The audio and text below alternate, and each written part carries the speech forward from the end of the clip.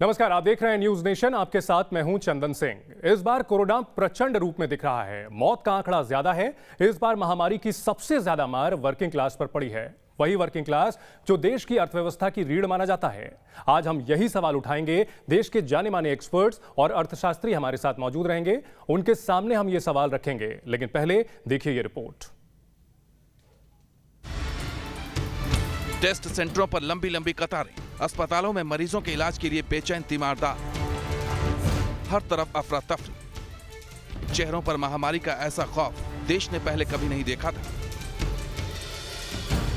Corona ने हर शख्स को बेहाल कर दिया है। जहां एक ओर संक्रमण और मौत का आंकड़ा चिंता बढ़ा रहा है, वहीं दूसरी ओर देश की अर्थव्यवस्था पर भी संकट गहरा गया है, क्योंकि इस बार कोरोना की दूसरी लहर ने देश की अर्थव्यवस्था की बैकबोन माने जाने वाले वर्किंग क्लास को निशाना बनाया है। कोरोना की पहली लहर जहां बुजुर्गों और लोअर क्लास के तबके के लिए घातक साबित हुई थी, इस बार दूसरी लहर वर्किंग क्लास और मिडिल क्लास को ज्यादा इफेक्ट कर रही है। देश की आबादी का एक बड़ा हिस्सा 18 से 45 साल की उम्र का है, जो सर्विस सेक्टर और प्रोडक्शन सेक्टर से जुड़ा है, और ये सेक्टर देश की अर्थव्यवस्था में बड़ा योगदान देता है। लेकिन इस बार कोरोना का कहर उसी पर ज्यादा दिखाई दे रहा है। आंकड़ों की माने तो दूसरी लहर में 45 साल से कम उम्र के लोग ज्यादा शिकार हो रहे हैं।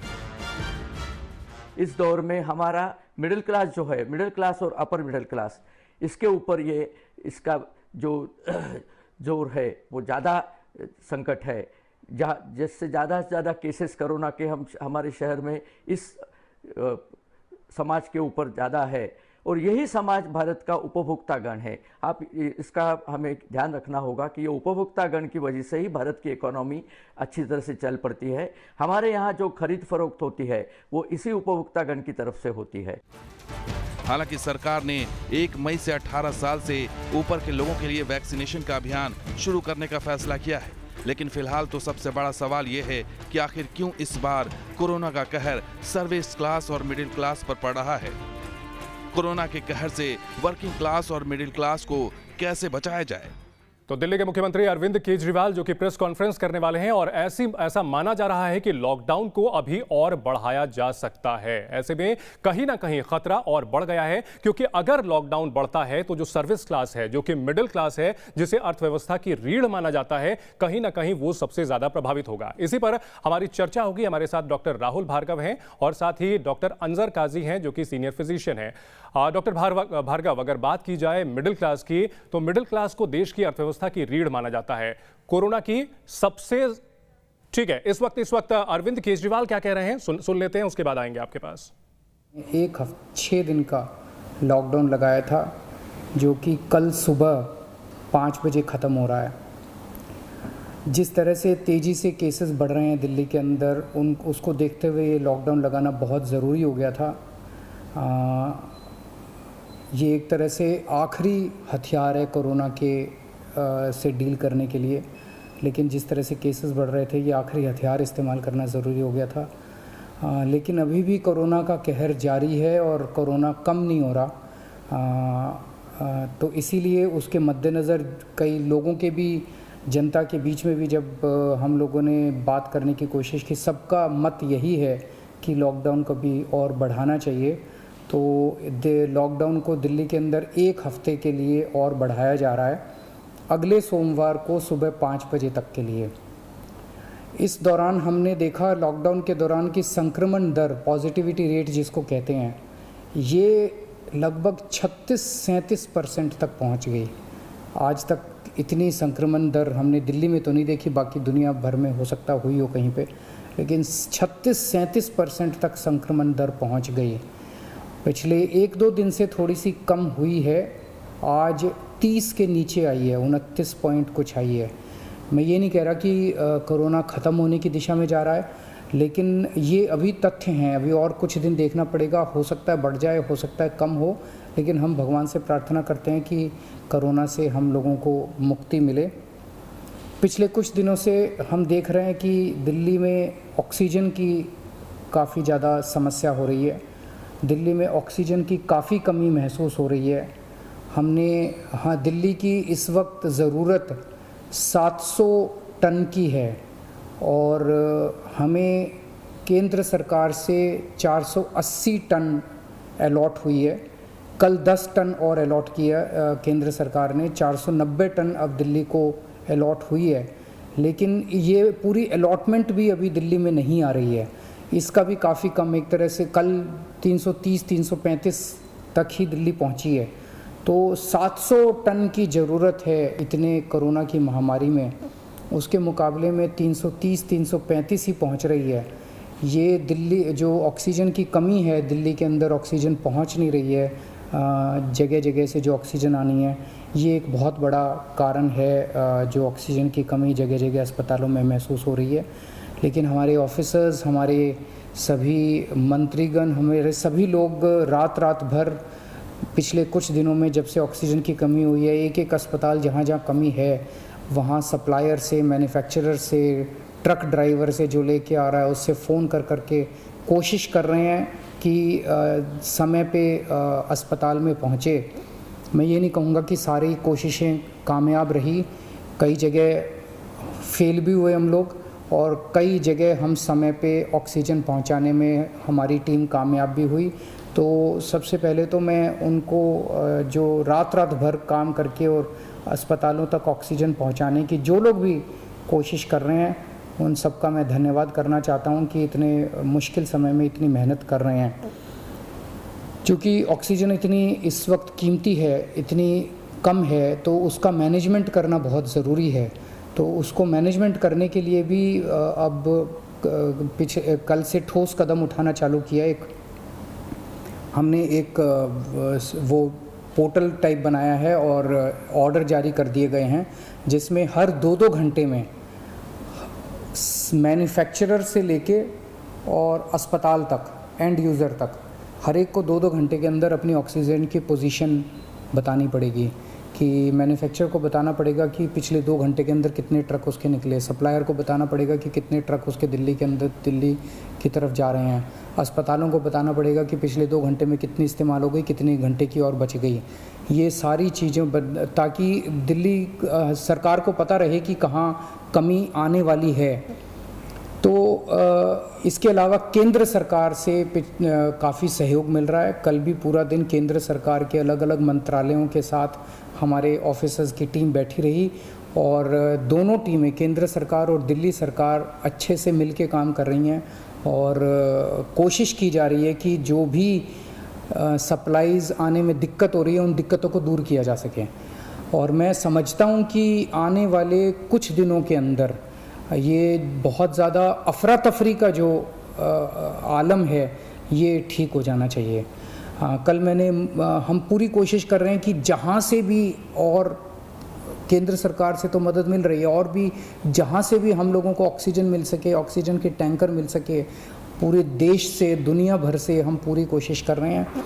कल देश के सभी मुख्यमंत्रियों को मैंने चिट्ठी लिखी है कि अगर आपके यहाँ, आपके राज्य में, गवर्नमेंट में या किसी कंपनी में कोई ऑक्सीजन की पॉसिबिलिटी हो तो हमें ऑक्सीजन मुहैया कराइए, ऑक्सीजन टैंकर मुहैया कराइए।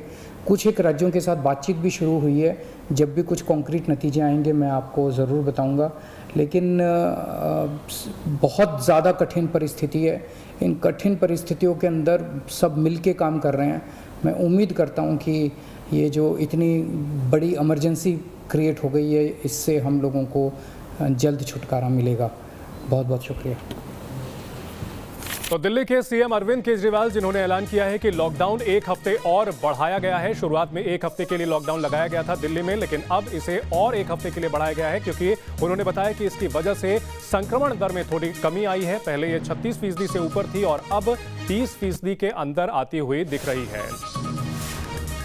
और इन सब के बीच सवाल यही उठता है कि इस लॉकडाउन की वजह से जो मिडिल क्लास है उसके ऊपर क्या असर पड़ेगा। सबसे ज्यादा मार उसी के ऊपर पड़ सकती है। हमारे साथ प्रोफेसर अरुण कुमार, जो कि अर्थशास्त्री हैं, health expert doctor Rahul Bhargava और doctor Anjar Kazi, senior physician, जुड़ गए हैं। सबसे पहले सर अरुण कुमार जी, आपसे समझना चाहेंगे, जब सीएम अरविंद केजरीवाल कहते हैं कि लॉकडाउन ही जो है अंतिम हथियार बचा है कोरोना के खिलाफ, लेकिन इस हथियार का शिकार तो मिडिल क्लास बनेगा, वो कैसे निपटे?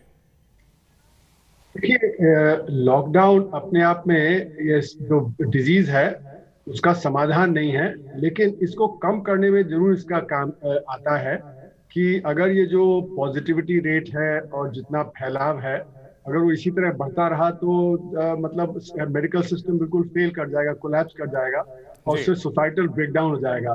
तो मेरा मानना है कि अप्रैल के शुरू से ही कम से कम 3 हफ्ते का लॉकडाउन अगर देश भर में लग जाता तो इतना फैलता नहीं। और अभी भी जो प्रोजेक्शन है कि जिस रफ्तार से अभी चल रहा है लॉकडाउन, अगर हो भी जाए तो जी। देश में करीब 5 लाख केसेस हो जाएंगे पहले हफ्ते मई प्रोफेसर तक। कुमार, लेकिन और सवाल ये उठता है कि जो मिडिल क्लास है, जो कि सैलरीड है, वो इससे कैसे कोप अप करेगा? उसके ऊपर तो इसकी मार पड़नी तय है।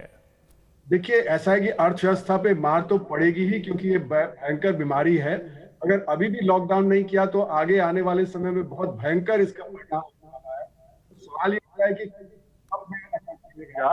तो इस समय लॉकडाउन करना 3 हफ्ते के लिए बहुत ही जरूरी है। आपने बॉम्बे में देखा, वहां पे क्योंकि 14 तारीख से चल रहा था तो इससे केसेस की कमी आ गई है और वहां पे धीरे धीरे मेरे ख्याल में 1 महीने 1.5 महीने में स्थिति कंट्रोल में आ जाएगी। तो बाकी देश में भी लॉकडाउन लगाना बहुत जरूरी है और सब पे असर पड़ेगा। सबसे ज्यादा तो असंगठित क्षेत्र पे असर पड़ेगा। जी बिल्कुल। वहां पे ही सबसे ज्यादा काम और जो गरीबी है, मिडिल क्लास के पास तो थोड़ी बहुत सेविंग होती है, वो तो 3 हफ्ते 4 हफ्ते अपना काम चला लेगा। लेकिन असर तो सबके ऊपर पड़ेगा, बिजनेस के ऊपर पड़ेगा, छोटे बिजनेस पे पड़ेगा, बड़े बिजनेस पे पड़ेगा, कॉन्ट्रैक्ट सर्विसेज पे पड़ेगा। तो ये जो स्थिति है पिछले साल की तरह की स्थिति है, जिससे कि मुझे लगता है सिर्फ 25% हमारा बिजनेस काम कर पाएगा, 75% तो काम नहीं कर पाएगा। ठीक है, डॉक्टर डीपी शर्मा भी हमारे साथ जुड़ गए हैं, जो कि अर्थशास्त्री हैं। डॉक्टर शर्मा, जो ये नई लहर है, ये मिडिल क्लास के लिए कितनी घातक है और इससे आखिरकार मिडिल क्लास कैसे निपटे? देखिए, हमने लास्ट ईयर 40 दिन का बहुत ही स्ट्रिंजेंट लॉकडाउन देखा है, जिसकी वजह से जो जीडीपी था हमारा 24% से डिसलिरेट हुआ था। तो इस समय पे स्थिति और भी ज्यादा चिंतापूर्वक है, क्योंकि जो कोरोना के केसेस हैं बहुत ही ज्यादा बढ़ते चले जा रहे हैं और जो संक्रमण दर है वो काफी इंक्रीज हो चुका है। तो इस संदर्भ में मैं ये बताना चाहूंगा कि जो आंशिक लॉकडाउन हैं, जैसे कि महाराष्ट्र में और दिल्ली में भी देखा गया है कि बहुत सारी एक्टिविटी हो रही है और लॉकडाउन भी है और संक्रमण दर के ऊपर भी काफी अच्छा पॉजिटिव असर आया है। संक्रमण दर जो है कम हुआ है, जैसे कि अभी हमारे माननीय मुख्यमंत्री साहब ने बताया कि पहले ये 30% से ऊपर था, अभी 25 पे आ गया है, 25 और 30 के बीच में है। तो मैं ये बताना चाहूंगा कि अगर पूरे देश में ऐसा लॉकडाउन करना पड़ता है तो इस तरीके का ही आंशिक लॉकडाउन होना चाहिए, जिससे कि manufacturing activity, infrastructure development activity continue रहे, क्योंकि जो भी उसमें वर्कर्स काम करते हैं उनका रोजगार ना जाए, उनको रोजगार मिला रहे और उनका जो माइग्रेशन है वो भी रुक जाए। तो मैं समझता हूं कि अगर ऐसा लॉकडाउन भी होता है तो अर्थव्यवस्था के ऊपर बहुत कम असर आएगा। जो हमने पिछले साल देखा है कि -8% का जो है हमारा मूल्यांकन है कि इतना जीडीपी गिरेगा, 8% के आसपास डिसलिरेशन रहेगा। तो इस साल में अगर 3 हफ्ते का या 4 हफ्ते का कोई ऐसा लॉकडाउन हो भी जाता है, अगर केसेस ज्यादा बढ़ते हैं और ज्यादा बढ़ते हैं, डेथ्स और बढ़ते हैं, तो उसका कोई ज्यादा असर इकोनॉमी के ऊपर नहीं होगा, क्योंकि अगर ये एक्टिविटी, मैन्युफैक्चरिंग एक्टिविटी और इंफ्रास्ट्रक्चर लागू करना होगा। एक जो कंप्लीट लॉकडाउन था पिछली बार जैसा हुआ था उस तरह लागू नहीं करके पार्शियली किया जाए, जिससे कि कोविड के संक्रमण भी रुके और साथ साथ अर्थव्यवस्था भी चलती रहे। डॉक्टर राहुल भार्गव, अगर बात की जाए मिडिल क्लास के लोगों की, उन्हें बाहर भी जाना पड़ता है, कई एसेंशियल सर्विसेज में भी हैं, वो फिलहाल इन समस्याओं से निपटने में इस बार जो देखा जा रहा है कि काफी शिकार हो रहा है, और इस बार देखा जा रहा है कि यूथ सबसे ज्यादा शिकार हो रहा है। इसकी क्या वजह देखते हैं आप और किस तरह यूथ अपने आप को बचाए? तो 4 पॉइंट है, ध्यान रखिएगा। पहली चीज, जो अर्थव्यवस्था में जो 2 व्यवसाय इस समय चल रहे हैं वो है अस्पताल का और दूसरा क्रेमेटोरियम का। आपने 30 करोड़ लोगों को 45 साल से ऊपर वैक्सीनेशन लगानी थी, जिससे आपकी अर्थव्यवस्था खुलती। अगर ये आप कहते हैं कि इस बार दिल्ली में 65% लोग 45 साल से कम उम्र के ग्रसित हैं, ये वायरस है सर। वायरस जैसी आपकी प्रॉक्सिमिटी में आता है वायरस फैलता है। आपने ये कहा कि मैं अर्थव्यवस्था खोल दूं, क्या इस समय आप अपने घर में बुला के कारपेंटर से काम कर रहे हैं? क्या आप कोई और काम कर रहे हैं? तो असंगठित क्षेत्र तो वैसे ही काम नहीं मिल पा रहा। दूसरी चीज, तीसरी चीज, जो यंग लोग हैं, क्योंकि उनको ऑफिस जाना मैंडेटरी था, उन्होंने और दर बढ़ाते गए। चौथी चीज, अगर हम तथ्य पे बात करें, मैं निवेदन है honourable chief minister and prime minister से, उसे लास्ट रिव्यू ना बताएं।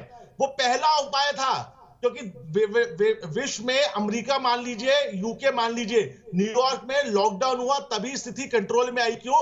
वायरस फैलता है एक दूसरे में आपस में बात करने से। अगर मैं डॉक्टर घर में बैठता हूं तो मैं किसी को नहीं फैलाता। भार्गव, पिछली बार की जो लहर थी उसमें यह माना जा रहा था कि जो यूथ है उसे बहुत ज्यादा इफेक्ट नहीं कर रहा है, लेकिन इस बार जो है हम आसपास के लोगों में देख रहे हैं कि 30 साल के लड़के, 25 साल के लड़के वो भी मौत के मुंह में समा रहे हैं। वो आखिरकार उसकी वजह क्या है? उसका कारण था पिछली बार लॉकडाउन के बाद इतने वेव का कम था कि वो यूथ को अफेक्ट नहीं कर पाई। दूसरा कारण म्यूटेशन है। हम जानते हैं यूके की म्यूटेशन जनवरी में जब आई वो यूथ को इन्वॉल्व कर रही थी। उसी समय से हमको अपने यूथ को प्रोटेक्ट करना था। आज आप देखिए मृत्यु दर में कोई नहीं बता रहा कि 45 साल से नीचे कम है। अगर 5% भी लोग 45 साल से कम है तो उसने अपनी आजीविका खो दी। आप कौन से रोजगार की बात कर रहे हैं? जब जीवन ही रहेगा तो जीविका कहां से मिलेगी? और जैसे लोग एक कमरे में ऑफिस में बैठ के मिलते हैं वो संक्रमण को बढ़ाते हैं। तीसरी इंपॉर्टेंट चीज, महाराष्ट्र में 14 दिन के लॉकडाउन के बाद से 7 दिन के लॉकडाउन से 7000 से केसेस 5000 पे आ गए। आप ट्रांसपेरेंटली डेटा दिखाइए। ये लास्ट रिसोर्ट नहीं है, प्लीज इसको लास्ट वर्ड मत यूज करो। पब्लिक को ऐसा लगता है कि डायर कॉन्सिक्वेंसेस हैं। अरे यूके में लॉकडाउन था, जर्मनी में पिछले हफ्ते लॉकडाउन खुला है, यूएस में लॉकडाउन था। लेकिन डॉक्टर साहब, यूके और यूएस से तुलना नहीं की जा सकती भारत की, क्योंकि भारत की इकोनॉमी जो है उतनी मजबूत नहीं है। डॉक्टर अंजरका जी, अगर बात की जाए, हमें 3 हफ्ते चाहिए, 3 हफ्ते। ठीक है लॉकडाउन में आपको और एक और डॉक्टर अंजरका जी, वर्किंग क्लास के इफेक्ट होने से अर्थव्यवस्था पर कितना असर पड़ सकता है, और जो वर्किंग क्लास के लोग हैं वो अपना ख्याल कैसे रख सकते हैं? देखिए सर, हमें सबसे पहले 2 चीजों को डिसाइड करना है। पहले अर्थव्यवस्था या इंसान की जिंदगी। इस टाइम सिर्फ और सिर्फ सवाल इंसान की जिंदगी का है। आप देखिए कि अस्पतालों के अंदर ऑक्सीजन नहीं है, बेड नहीं है, हर चीज की कमी होने की वजह से कितने मरीजों को परेशानी हो रही है। और अगर हम मिडिल क्लास के खाने पीने की, रहन सहन की बात करें तो सबसे ज्यादा अफेक्टेड भी आने वाले टाइम में मिडिल क्लास हो जाएंगे सर। हमें सिर्फ अभी उनके लिए सिर्फ और सिर्फ उनकी हेल्थ का ध्यान रखना है, जिसके लिए पार्शियली लॉकडाउन होना बहुत जरूरी था। नहीं डॉक्टर काजी, बीच में आपको रोकने के लिए माफी चाहूंगा, लेकिन पिछली बार जब लॉकडाउन लगाया गया था तो इकोनॉमी में 23% की से ज्यादा की गिरावट देखने को मिली थी। इस बार भी अगर ऐसा ही लॉकडाउन लगता है तो हाहाकार मचने की आशंका है, क्योंकि हम पहले ही नेगेटिव में चल रहे हैं। ऐसे में एक बैलेंस तो बनाना पड़ेगा। जी सर, देखिए सर, पहली बार हमें क्या था कि हमें कोरोना के बारे में कुछ भी जानकारी नहीं थी, लेकिन इस बार हमें बेसिक जानकारी है कि हमें क्या गाइडलाइन फॉलो करनी है।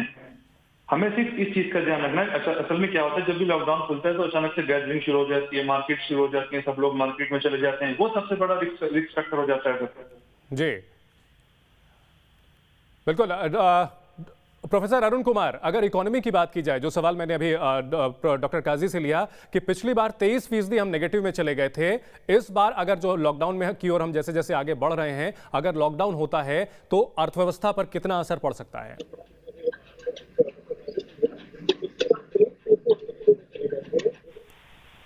सर, ऑडियो लाइन में कुछ प्रॉब्लम आ रही है, उसे ठीक करने की कोशिश करते हैं। यही सवाल डॉक्टर डीपी शर्मा आपसे लेना चाहूंगा मैं। जी बिल्कुल, मैं बताना चाहूंगा कि मेरा नाम एसपी शर्मा है। तो जैसे आपने बताया कि इकोनॉमी के ऊपर क्या असर होगा, क्योंकि 1 महीना तो लगभग हमारा इस क्वार्टर का निकल चुका है। अप्रैल 25 में है आज हम। तो अगर लॉकडाउन होता है, आंशिक लॉकडाउन पूरे इंडिया में होता है, तो उसका जीडीपी के ऊपर असर तो आएगा, लेकिन मैं ये समझता हूँ कि जीडीपी पूरे साल का फिर भी पॉजिटिव में रहेगा। अगर लॉकडाउन भी होता है तब भी हम पॉजिटिव ग्रोथ हासिल करेंगे, क्योंकि हमारी इकोनॉमी काफी इस समय पे रेजिलिएंट है और काफी स्टिमुलस दिया गया है इकोनॉमी को। और उस तरीके से हम काफी एक महारियत भी हासिल कर चुके हैं कि किस तरीके से इस परिस्थिति में, जो कि एक बहुत ही डिफिकल्ट टाइम होता है, कि तो कैसे काम करना है, सो दैट के जो फैक्ट्रीज हैं, जो मैन्युफैक्चरिंग सेक्टर है, इंफ्रास्ट्रक्चर सेक्टर है, उसमें काम होता रहे। लेकिन बात इस जरूरत इस चीज की है कि एक तो ये जो 4-5 चीजें हैं, एक तो ऑक्सीजन की जो भरपाई होनी बहुत जरूरी है, तभी जाके हम लॉकडाउन करने का कोई फायदा नहीं होगा। अगर हमारे पास जो बेसिक फैसिलिटीज नहीं होंगी तो फिर लॉकडाउन भी असर नहीं करेगा। तो ऑक्सीजन की भरपाई बहुत जरूरी है, वेंटिलेटर्स की मात्रा पर्याप्त मात्रा में होना चाहिए, और तीसरा जो आईसीयू सेंटर्स हैं उनको और बढ़ाया जाना चाहिए, और चौथा जो हॉस्पिटल्स हैं उनमें बेड्स की इंक्रीज होना चाहिए, क्योंकि अभी हम देख रहे हैं कि पीक आना भी बाकी है। तो हमें इस समय पे भी हम बहुत ही ज्यादा एक ऐसी अप्रोच लेके चलें कि आने वाले टाइम में बहुत खराब वक्त की हम एक वो देख के चलें कि अगर पीक आएगा तो और भी केसेस बढ़ेंगे, तो हम ये 4-5 चीजों के ऊपर फोकस करके उनको एफिशिएंट बनाएं कम से कम। ठीक है, खाली लॉकडाउन करने से कुछ फायदा नहीं होगा। अगर मृत्यु दर और बढ़ गया तो फिर लॉकडाउन और इस पर हम चर्चा को आगे बढ़ाएंगे कि क्या सिर्फ कंप्लीट लॉकडाउन ही एकमात्र तरीका बचा है जिसके जरिए कोरोना की इस लहर को रोका जा सकता है। इस चर्चा को हम आगे बढ़ाएंगे। आप सभी हमारे साथ बने रहिए। रुकेंगे एक छोटे से ब्रेक के लिए।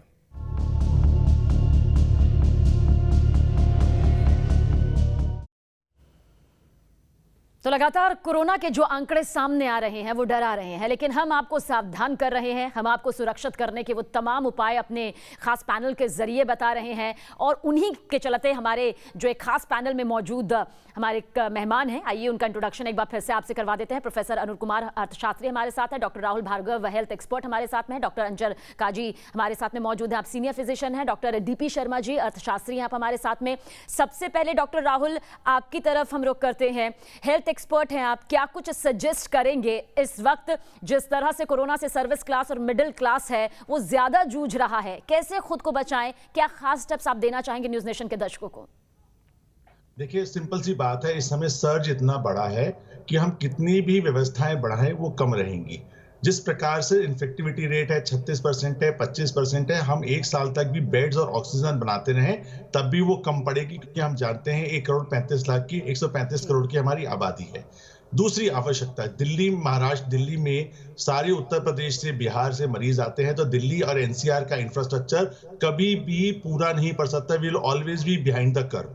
तीसरी इंपॉर्टेंट चीज, अगर आप जानना चाहते हैं कि हमारे को अगस्त तक कैसे चीजों को पटरी पे लाना है, अर्थव्यवस्था को 10% पे बढ़ाना है, आज 3 हफ्ते का लॉकडाउन करिए, आंशिक करिए, पूरा करिए, स्ट्रिक्ट लॉकडाउन करिए, जिसकी जरूरत नहीं है उसको सड़क पे मत निकलने दीजिए, क्योंकि इन्फेक्टिविटी रेट बहुत हाई है। हमने महाराष्ट्र के मॉडल से देख लिया कि 7 दिन में 5000 से, 1 मिनट दीजिए बस 30 सेकंड और, 7,000 से केसेस 5,000 पे आ गए। यूके में जब केसेस 1-1 लाख पे थे वो नीचे आने स्टार्ट हो गए। न्यूयॉर्क का मॉडल बिल्कुल क्लियर है, तो हमारे को इतिहास रचने की दूसरी आवश्यकता नहीं है। और आखिरी चीज, अगर आप चाहते हैं न्यूज़ नेशन के चैनल से और अर्थशास्त्री जितने बैठे हैं, पासपोर्ट वैक्सीनेशन की अमेरिका में बहुत स्ट्रांग से बात चल रही है, सऊदी अरेबिया में बात चल रही है, वही चीज 1 मई से जब चालू हो, 1 करोड़ लोगों को रोज वैक्सीन दें, वॉर फुटिंग पे अपने जितने आर्मी के जवान हैं उनको डिप्लॉय करके वैक्सीन दिलवाएं।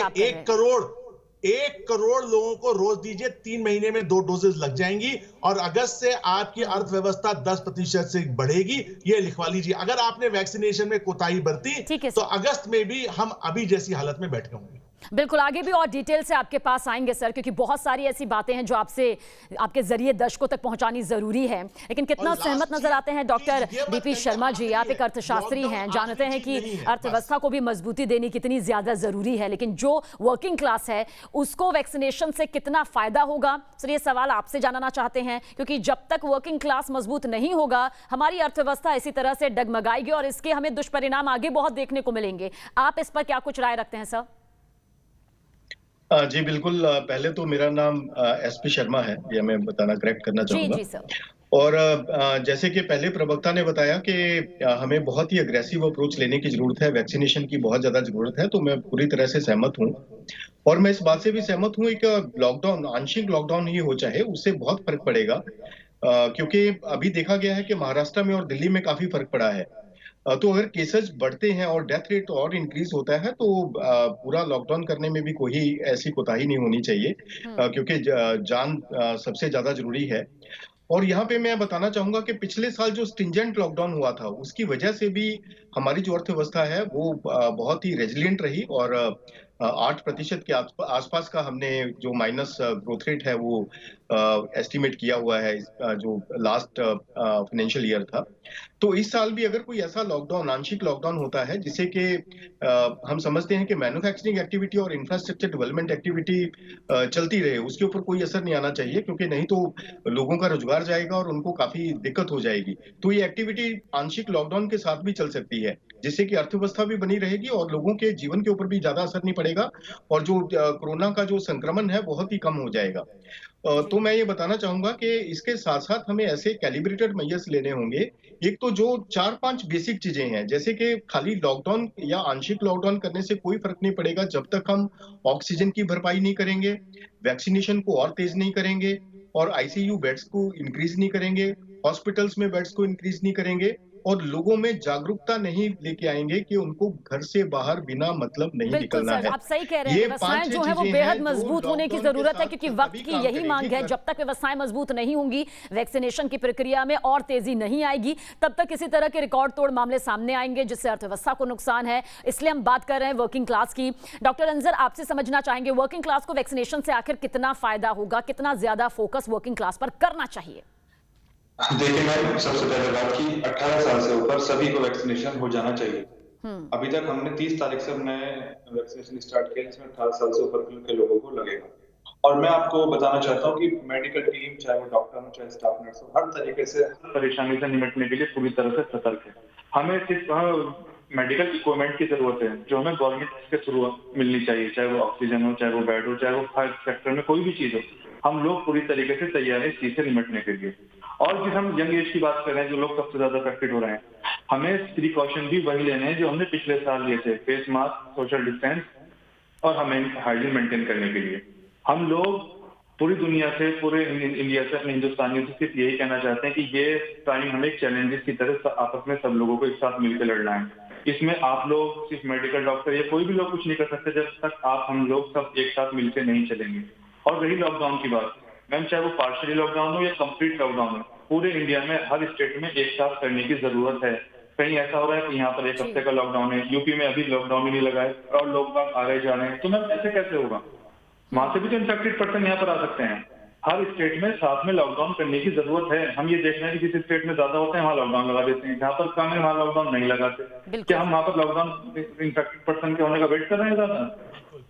तो हमारा एक पैनल जो इस वक्त हमारे साथ मौजूद है, उनका भी यही मानना है, जो लॉकडाउन की प्रक्रिया नजर आ रही है वो टुकड़ों में नजर ना आकर थोड़ी सख्ती जरूरी है, लेकिन एक बार में कम से कम जो व्यवस्थाएं हैं वो दुरुस्त यहाँ पर हो जानी चाहिए। अब सवाल यह है, क्या संपूर्ण लॉकडाउन से जो हालात है वो काबू में किए जा सकते हैं? डॉक्टर राहुल, इसका जवाब आपसे जरूर चाहेंगे। आपको लगता है कि अगर कंप्लीट लॉकडाउन लगा दिया जाए सख्ती के साथ, कुछ एक तय वक्त के हिसाब से, तो जो हालात 3.5 लाख से ज्यादा मामले, उनमें काफी हद तक काबू पाया जा सकता है? क्योंकि कई गवर्नमेंट्स ऐसी हैं, कई सरकारें ऐसी जो कह रही है कि देखिए रफ्तार धीमी कर सकते हैं, लेकिन इससे ये हल नहीं है। पर क्या इसे आप हल के तौर पर देखते हैं सर?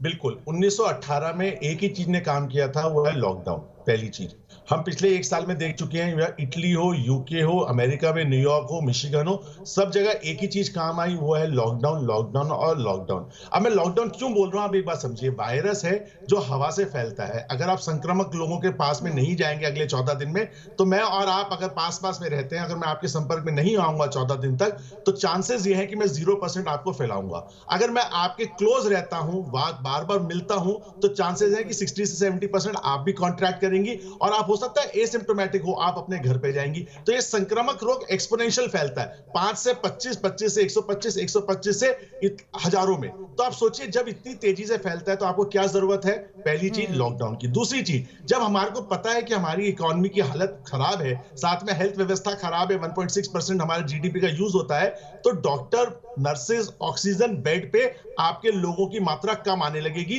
क्यों? क्योंकि लोगों को संक्रामक रोग कम होगा। तो हम ये कोई नहीं कह रहा कि हम उसको हरा देंगे, उसको मार देंगे, उसको खत्म कर देंगे, हम उसको स्लो डाउन कर देंगे। स्लो डाउन से बिल्कुल वो रफ्तार जो बेहद तेजी से रिकॉर्ड तोड़ तरीके से आगे बढ़ रही है, तो डॉक्टर राहुल कह रहे हैं उस पर काफी हद तक काबू पाया जा सकेगा, क्योंकि जब लॉकडाउन होगा, कंप्लीट लॉकडाउन होगा, तो हम एक दूसरे के संपर्क में नहीं आएंगे। संपर्क में नहीं आएंगे तो जाहिर सी बात है जिसे कोरोना हुआ है वहीं पर उसका अंत हो जाएगा, उसके अंदर की जो बीमारी है वो खत्म हो जाएगी, किसी और को पास ऑन नहीं होगी। सर आपके पास भी आऊंगी। डॉक्टर एसपी शर्मा, अगला सवाल आपसे यहां पर है। आपको लगता है कि संपूर्ण लॉकडाउन, जिस कंप्लीट लॉकडाउन का बार बार जिक्र किया जा रहा है, जिसे वक्त की एक जरूरत के तौर पर देखा जा रहा है, अर्थव्यवस्था पर उसका कितना असर पड़ सकता है? अर्थव्यवस्था के लिहाज से आपको क्या लगता है, क्या कुछ स्थिति यहां पर देखने को मिल सकती है वर्तमान में और आने वाले वक्त में? देखिए, अगर संपूर्ण लॉकडाउन हो जाता है तो बहुत ही वो डिवास्टेटिंग पोजीशन क्रिएट करेगा, अर्थव्यवस्था के ऊपर बहुत ज्यादा असर आएगा और जीडीपी भी डिसलेरेट होगा। लेकिन हमने काफी जो स्टिमुलस दिया है, पिछले साल में स्टिमुलस दिया है, तो जितनी गिरावट पिछले साल रही है उतनी तो नहीं रहेगी, फिर भी हम कुछ हद तक संभल पाएंगे। लेकिन मैं ये समझता हूँ कि जिस तरीके से क्योंकि भारत में 65% 66% जो है लोग वो गांव में रहते हैं और गांव में सौभाग्य से इसका संक्रमण अभी बहुत कम है और ना ही हो ऐसा हम कामना करते हैं। तो मैं ये समझता हूँ कि अगर ज्यादा जहां पे जो स्टेट्स ज्यादा अफेक्टेड हैं, अगर कम से कम वहां पे लोग लॉकडाउन हो तो पहले उस चीज का तो प्रयास किया जाए। अगर हम गांव से जाने से इसको रोक पाए और गांव में वैक्सीनेशन तेज की जाए साथ ही, और जो शहर है वहां पे जहां पे ज्यादा मामले हैं आपको वहां पे लगता है कि लॉकडाउन किया बिना जाए तो कंप्लीट लॉकडाउन के ये मुमकिन नहीं है? ये आपको लगता है कि क्योंकि अगर राज्यवार तरीके से लॉकडाउन लगेगा तो जाहिर सी बात है सब अपने अपने शहर अपने अपने गांव मंजिल तक पहुंचने की यहाँ पर कोशिश कर रहे हैं, एक जगह से दूसरी जगह ये ट्रांसफर हो रहा है, ये आंकड़े भी सामने रखते हैं और हालात को आप और हम बहुत बेहतर तरीके से समझते हैं। आपको लगता है कि भले ही अर्थव्यवस्था का नुकसान यहाँ पर झेलना पड़े लेकिन कंप्लीट लॉकडाउन अब इसका एक ऐसा रास्ता, ऐसा जरिया है जिसका जिक्र यहाँ पर डॉक्टर राहुल भी कर रहे थे? देखिए, जान सबसे पहले जरूरी है। अगर जान है तो तभी जहान है। तो मैं समझता हूं कि अगर संक्रमण दर बहुत तेजी से बढ़ रहा है और डेथ रेट भी बढ़ता है तो लॉकडाउन के अलावा हमारे पास और कोई रास्ता नहीं। चलिए अब अगला सवाल यहाँ पर अपने पैनल से पूछते हैं, क्योंकि देखिए हर एक सवाल के अपने मायने हैं और हर एक सवाल के अपने फायदे और नुकसान भी होते हैं और यही जानने की कोशिश कर रहे हैं। डॉक्टर अंजर, आपसे पूछेंगे, कंप्लीट लॉकडाउन, संपूर्ण लॉकडाउन से आपको क्या लगता है, मिडिल क्लास को कितना फायदा है, कितना नुकसान है? सेहत के हिसाब से ये बहुत ज़रूरी हो जाता है पूछना, क्योंकि हर किसी के लिए रोजी रोटी बहुत ज़रूरी है, लेकिन जैसा कि डॉक्टर शर्मा भी कह रहे हैं कि अगर सेहत ही नहीं रहेगी तो फिर उस कमाई का फायदा भी यहाँ पर क्या रहेगा? हो सकता है अर्थव्यवस्था को मजबूती मिल जाए लेकिन जो सेहत आपकी इस वक्त है वो चली गई तो वो दोबारा नहीं आ पाएगी। मिडिल क्लास को आपको क्या लगता है, कितना फायदा कितना नुकसान? देखिए मैम, 1 महीने के लिए अगर हम कंप्लीट लॉकडाउन पे जाते हैं तो सबसे पहले गवर्नमेंट को उनके राशन की व्यवस्था करनी चाहिए। सबसे पहले काम उनके राशन की व्यवस्था है और मैं मानता हूँ मैम 1 या 1.5 महीने में लॉकडाउन अगर आप कंप्लीट करके लगाते हैं, अच्छे से उसका पालन करेंगे तो ये जो 30 गति से फैल रही कोरोना की रफ्तार है, इसका काबू पाने में, नियंत्रण करने में हम सक्सेस हो जाएंगे। हमें सिर्फ और सिर्फ यही करना है कि हमें 1 महीने के लिए बिल्कुल कंप्लीट लॉकडाउन ऑल इंडिया में करने की जरूरत है और सरकार को चाहिए कि घर घर जो मिडिल क्लास लोग हैं उनको राशन मुहैया कराए। और अगर हम लॉकडाउन नहीं करते हैं तो सबसे ज्यादा अफेक्टेड होने वाले लोग भी मिडिल क्लास होंगे, जो सरकारी अस्पताल में इधर परेशान होकर ऑक्सीजन की वजह से, बेड की वजह से सबसे ज्यादा परेशान भी यही होंगे। हमें सबसे ज्यादा हमें सबसे ज्यादा ध्यान रखने की जरूरत मिडिल क्लास लोगों की ही है, जिसमें उनकी हेल्थ का और उनके राशन का दोनों ध्यान हमें इक्वल रखने की बिल्कुल, उनकी सेहत का, उनके खान पान का, उनके 2 वक्त की रोटी का ध्यान रखना यहाँ पर सबसे बड़ी जिम्मेदारी है। मिडिल क्लास में संक्रमण को आखिर कैसे रोका जा सकता है? डॉक्टर राहुल भार्गव, हम चाहेंगे इस सवाल का जवाब एक बार फिर से आपसे ले। हालांकि आप सभी के सवालों में जो जवाब यहाँ पर आ रहे हैं वो इसी से जुड़े हुए हैं, लेकिन फिर भी कुछ ऐसा जो आपको लगता है कि इस वक्त बताना जरूरी है। बहुत बड़ा चीज है, आंकड़े देखिए, दिल्ली में 65% लोग 45 साल से उम्र में कम है। आप देखिए ये वो लोग हैं जो रोज अपनी रोजी रोटी कमाने जा रहे थे, जिनको ये दिमाग में डाल दिया गया था कि कोरोना का अंत हो गया है।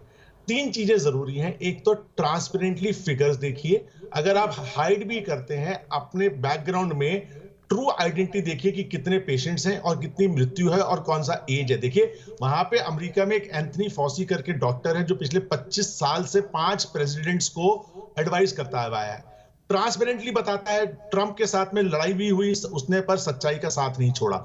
हमारे को भी ये समझना आवश्यक है कि इस मिडिल क्लास को जो आप डेटा देंगे वो ये फीड करके अपने सिस्टम में काम करेगी। तो मिडिल क्लास से मेरा निवेदन है, कोरोना कहीं नहीं गया है, मास्क को नीचे नहीं लेके जाना है और 1 तारीख से जो उत्सव टीका का बताया था प्रधानमंत्री मोदी जी ने, उसको आगे बढ़ के लेना है, क्योंकि वैक्सीनेशन के माध्यम से ही आप अपने फैक्ट्रीज, अपने ऑफिसेज खोल पाएंगे। देखिए अमेरिका में वैक्सीनेशन के बाद ही इकोनॉमिक एक्टिविटी बढ़ पाई है। तो ये मिडिल क्लास के हाथ में है, क्योंकि मिडिल क्लास हमारा सबसे बड़ा है जो 60 करोड़ का है, लोगों का है, जो अर्थव्यवस्था को चलाएगा। तो अर्थव्यवस्था को चलाने के लिए आपको वैक्सीनेशन चाहिए। और इस समय आप बुरा मत मानिए तो मैं एक ही चीज कहूंगा सारे अर्थशास्त्रियों को, इस समय 2 ही बिजनेस चल रहे हैं, एक हॉस्पिटल का और दूसरा क्रिमेटोरियम का। आप कितना भी कोशिश कर लीजिए, जिसका परिवारजन अस्पताल में भर्ती है वो ऑफिस में काम नहीं कर सकता।